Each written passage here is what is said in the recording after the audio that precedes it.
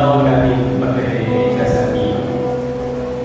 Ito ay mga manata ng iisip. Dito nila pinapakita yung pagsisisi nila sa kanilang mga kasalanan. At ginagawa nila ito bilang tandaan ng kanilang pagbabago. Pero sa iyo, gusto ko lamang linapin sa iyo na hindi ito kinikilala sa iyo. Dahil wala namang sinabi si Jesus na saktan mo yung sarili para ikaw ay makatawag. Pero, hindi rin naman natin sila isisisi.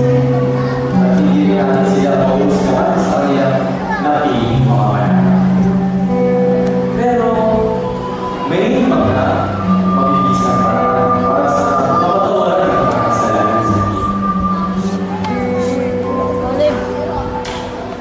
Isa na dito ay yung paglapit natin kay Jesus sa pamamagitan ng